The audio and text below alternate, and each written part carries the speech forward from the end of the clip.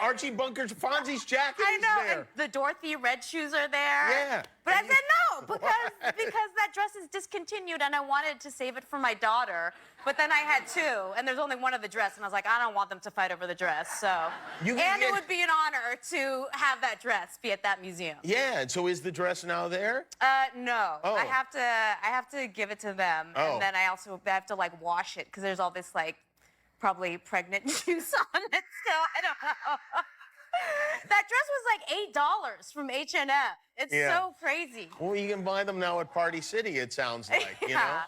Well, that's quite an honor to have something you wore in the Smithsonian. It is, you know, and I think about when they asked me and I decided to give it to them, I think a lot about my dad because he grew up in this one-bedroom apartment in Chinatown with no running water. And he worked his ass off to study and become this anesthesiologist to provide the best life possible for me and my siblings. And even when I was struggling, he was so supportive. He would come to my... No, it's okay. He would come to my not so well-attended shows. And when I'd announce, oh, my dad is here, everybody, after doing like a really filthy joke, it was always really good to say like, and my dad is here. And then he would stand up and he would go like this, and he was like, as if he had just won the Indy 500 or like conquered Mount Everest. And he didn't mind the dirty jokes? That was not something that bothered him? No, not at all. He was like super dirty himself. Oh, really? So that's where I got it. That's what you want in an anesthesiologist. And then when he died, I was still struggling, and I think about like, you know, him seeing that costume at the Smithsonian, and he would probably be outside of that museum every day, just being like waving people in, yeah. Yeah. Well, that's pretty great. Yeah, that's. I mean, well, what a great thing to think about. Yeah. And it would be nice if you did send that to them. Yeah, also. Oh yeah, I should. Yeah, you probably should send that.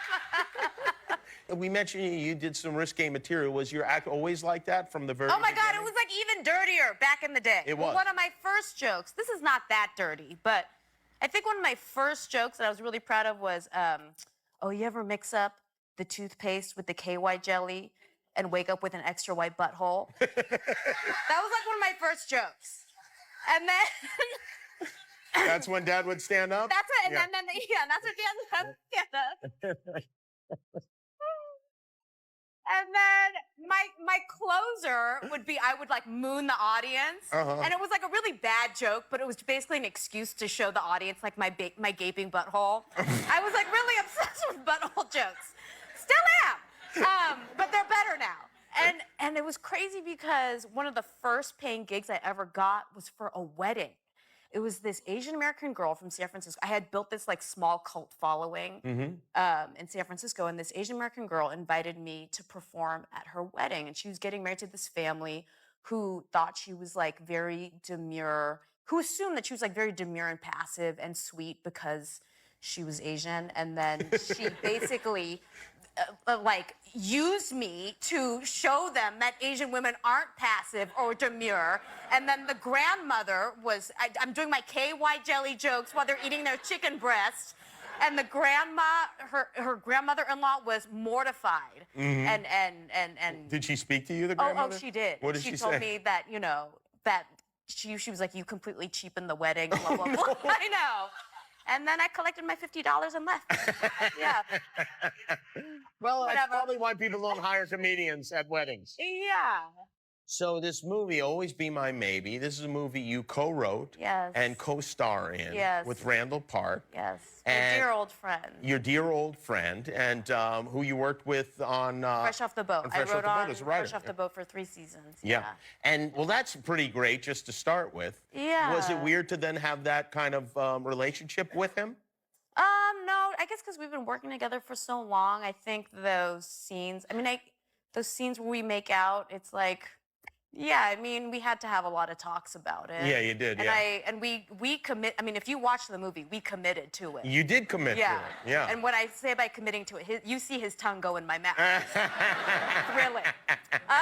Was that specifically discussed beforehand, whether it would go in or not? No. Because that'd be really the only question, is like, you see that it's in the scene, so... Well, I have to say, one of the things he said to me beforehand, I was like, okay, are there any like boundaries or whatever? He was like, just just no pulling out parts. I was like, what? I was like, you think?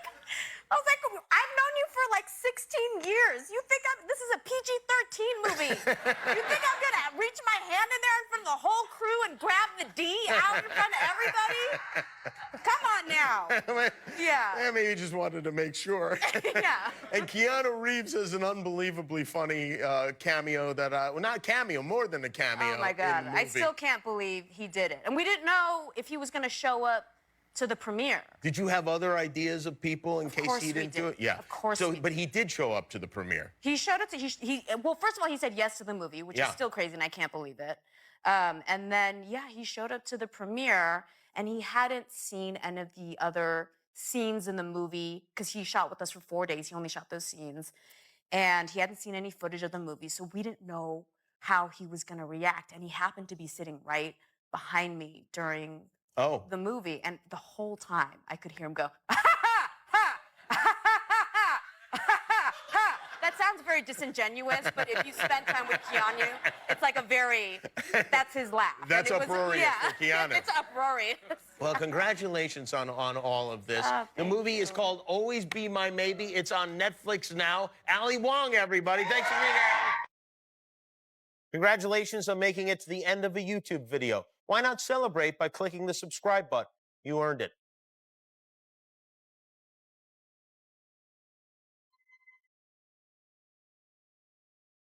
Hi, everybody. Hi. I'm very excited to be here. It's been a big year for me. I turned 32, and in January, I got engaged.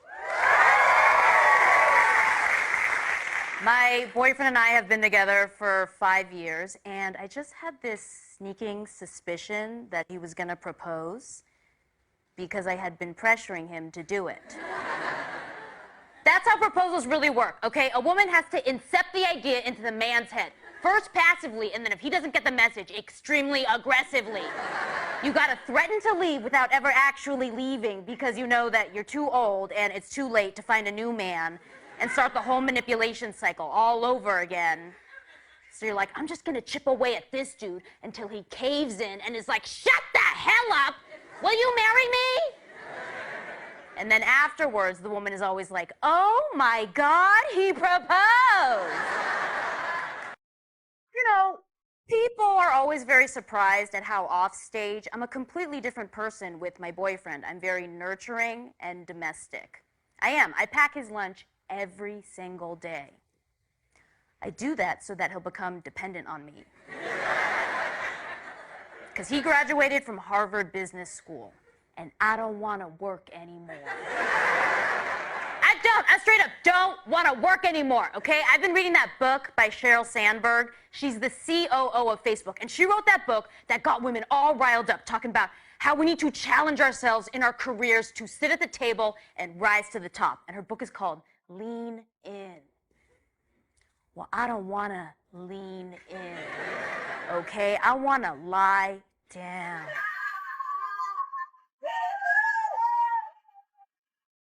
And just do prenatal yoga every day, even if I'm not pregnant.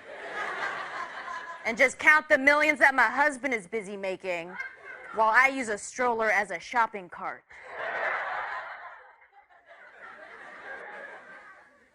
My boyfriend eats gluten-free, so now I gotta eat all this bread that tastes like free-range Chewbacca. I gotta eat this bread that's like 1,000% of your daily fiber and 20% slam poetry. And I had a meltdown with him and I said, we're too healthy. I don't need to be this healthy because I'm an Asian woman and guaranteed to live until I'm 1 billion. Guaranteed, like a tortoise from the Galapagos, okay? We all know the phrase, black don't crack. Well, Asian don't die. We don't die. We live forever. And you know why we're such bad drivers? Because we're trying to die. We're like, yeah, let me see how invincible I really am. It's not fun getting that old, okay? My mom is 80, going through a full-blown midlife crisis. because she knows that she's got a century more to go. And she's lonely. All she does every day, she just goes to the park and does this.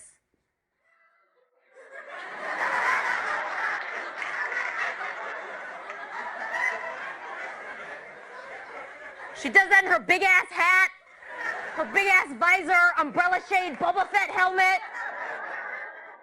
She wears that to protect herself from her arch nemesis, the sun. They're in a contest to see who's gonna burn out first.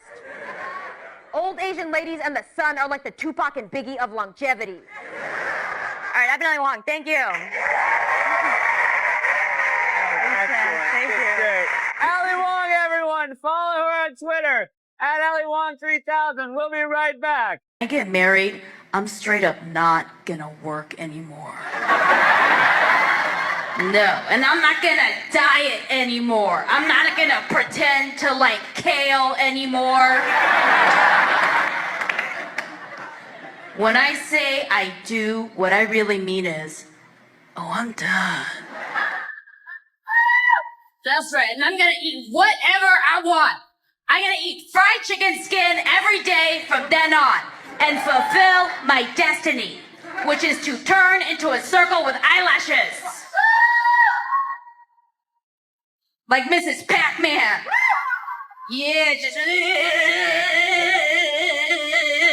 But then when you get cummed on the face, your only job as...